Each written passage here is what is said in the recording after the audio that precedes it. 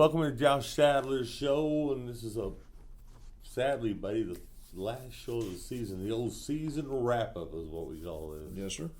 And we're coming off that last week, and we're going to talk about that one. 34-20, go down. Brian, and come back with that victory.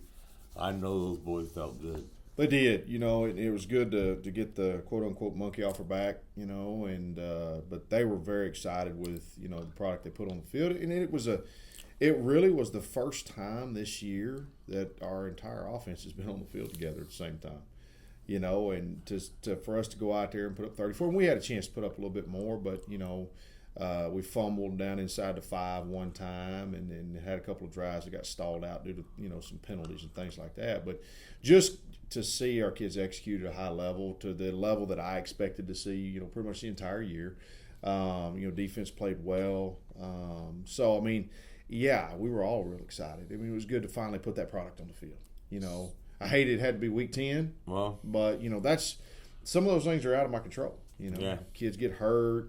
Grades, this, that, and the other things happen that are way out of my control, and we just gotta fight through the problems that we have and put the best product we can on the field every Friday night. And but it was good to see all our kids on the field at the same time. Healthy, playing together, what we expected to see back in August. Man, I tell you what, that's crazy. 11 weeks in, you finally get all of them put together.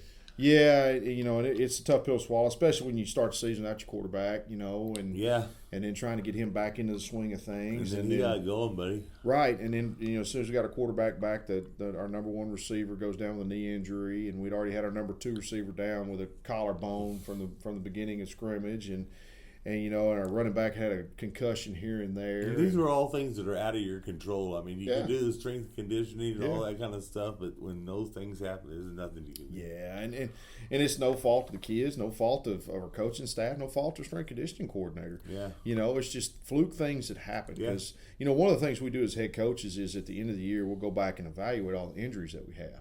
To see if there's a deficiency in something that we're doing in our strength conditioning program throughout the course of the season and throughout the summer and off season. Because again, if we got a bunch of knee injuries and we're doing something wrong in the squat rack and deadlift and all that kind of stuff like that, we need to address that and make sure we get it ready for the next season and make sure we don't have those injuries again. But the sporadicness of the injuries, it's a collarbone, it's a knee, it's a foot, it's a hand, a concussion, a this, a that. It wasn't like it was, targeted to one area of the body where we were having issues. It was just one-offs. And, that happens in football. You have those seasons that are like that. I've been through seasons where it seems like we had, 6, 7 knee injuries, and it just was a snowball rolling down a hill and all that kind of stuff. But had those seasons where it didn't seem like anybody got hurt, But this was one of those years where it wasn't like everybody got hurt at the same time or anything. It was just one or two here and there. And, when you start taking puzzle pieces away from, what you're doing, it does hurt. And every single one of our kids matter. And so, that was, a little bit tough to swallow through an entire season. But like I say, getting all those kids back on the field and seeing what the potential of that thing was, and going out there and executing at a high clip. And, our third down conversions were, over 50% was the first time we'd done that all year long, which is what I fully expected. But we were fully staffed to be able to go attack people on third down. So, it was good to see that. It just was. Yeah, and the kids, of course, the seniors playing in their last game, that was probably one of those after the game, hug them up and I took a picture with them after the game and put it's not tweet anymore, it's a post on X. But I put it out there because those kids, those seniors stuck by me. They were my first freshman class when I first got here. And they stuck by me through thick and through thin. And those kids were the ones that battled with me through, the tough year that we had last year being 0-10, and then again through this year trying to find a way to get back on the right side of things. And what's going to happen is and I told these kids, I said, before the game, I said, you leave your legacy with what you do as you finish up. Because they're always worried about how people view them and everything like that. And I said, but what you have to understand is that when you go out there and we get back on the right side of good, We win football games, and that train gets rolling in the right direction. It's because of the work that you put in those 4 years, because of the work, the fact that you came to work every day with your hard hat on and didn't quit. You had a mentality about you that just said, yeah, we're going to make this thing right. And whenever it does turn and things get back where they're supposed to be, everybody can look back on that crew, that group of seniors that never gave up, that never quit. No matter how bad it got and how bad people, barked about this, that, and the other, they still showed up on Monday and went to work. And they found a way to get this program back on the right side of good so that, it can take off and go. Because, whenever we get back to where, hey, we're 7-3-8-2 and we're making the playoffs, everybody's going to want to talk about that group of kids. But it was this group of kids that got it rolling, that wouldn't quit, that wouldn't give up. This was the group that really made the push to get to where we're going to be.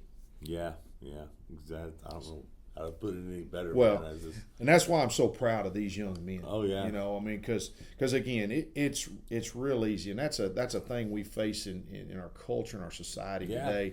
Is that when it ain't good, just quit, move on to the next thing, or move on to a different school, or move on to this. I mean, you see it in college football. Oh, yeah. With the portal and the NIL and all that kind of stuff like that, where kids are taught to I'll just move on. Yeah.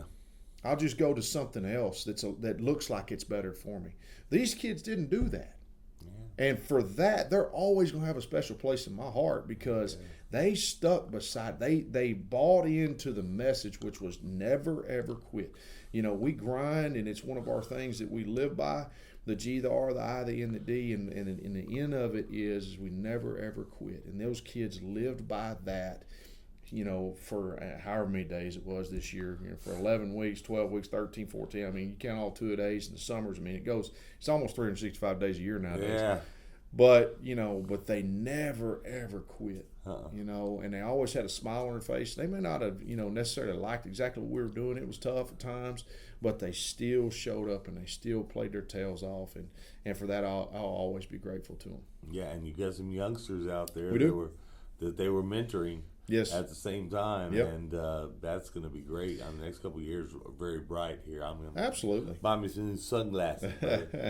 Well, and we were very, junior laden on the offense, we're very junior laden on the defense, and but it's now you can start to see that shift happening. You can see the confidence coming back to those kids, and now they're going to go into that next season with that confidence, and it's going to take off from there. Yeah, at least there's not any what ifs and that kind of thing, because so many games you were right there, and we could talk about that all day. But you always put a quality product on the field, and those kids played their hearts out. Well, and we're proud as heck of them. Well, and it's not what I did. Those kids, like I said, those kids came to work every week, and it didn't matter who was on the schedule, because our schedule was a tough schedule. And it didn't matter who was on the schedule, what their ranking was at whatever time, and how many games they had won or anything else. They still went out there and fought their tails off, no matter what, for 4 quarters, and had to endure some stuff. Now, there's some stuff they had to endure in this football season that most grown-ups don't have to endure in a lifetime, as far as just setbacks and the toughness of it, and, pain, true pain now, going through, playing through pain and playing through injuries and things like that. So I mean, gosh almighty, I'm just so proud of them. I don't even know what to say with it. I mean, they mean a lot to me because of the men that they've become through this process. I know that they're becoming great men, and that's what matters most in the world. Yep, and they're going to go on to the next level, a bunch of them. So I think so. Stuff. I think a few of them have a chance to go and play at the next level, but and what I tell them all the time, and if they get a chance to go play, great, that's awesome. I'm going to go support them, I'm going to go watch them play and everything else. But if they don't, then the lessons they have learned throughout this season will carry with them for a lifetime. Yep. I mean, that's the thing that I love about game football, is that the lessons that we're going to learn throughout this entire season, throughout their 4 seasons playing football, those lessons are going to stick with them for a lifetime. And they're going to learn how to overcome things in life because they had to learn how to overcome something very difficult right here, And so they stuck with it. They came to work every day. They didn't walk away. And that's the things that I think is just, it's immeasurable, because you get out there in life, and when life deals you a rough hand, you can't quit. That's right. That's right. We're so proud of you. So proud of the Roos, your coach, staff, and everybody. I'm ready for baseball season. You come out and do a couple baseball games with me? Yeah, I'm sure I'll be able to. I'm going to have a little nicer setup where I'm going to be on the internet so you can call your buddies all over the. Love it. We can get your whole network of folks built up and everything. So, and hopefully we'll once we just had our all district meeting and we'll be able to sit down and talk a little bit about our all district, our stats, our final statistics, and all that kind of stuff like that. Because there's a few kids as many as I can, but I love to highlight these kids and like their names out there a little bit too. Because they've done some special things. You call me, I'll come. I love it, man. But like I say, these kids they mean the world to me because of who they've become. In a day and age where people don't look at the character thing very much. They're developing a great character. They're great young men, and for that I'm amazed. I'm amazed, and I love it. Love coming to see you, brother. Love coming to see you. Love to see you too, and just grateful that you're able to continue to put this show on the air, and we're able to continue to do this every single week and help our kids get the exposure that they need. So, I say it every week, but thank you to your sponsors. Thank you to those guys who help you continue your mission in helping the kids of Killeen ISD. Hopefully we can get the wagon a little bit more full next year.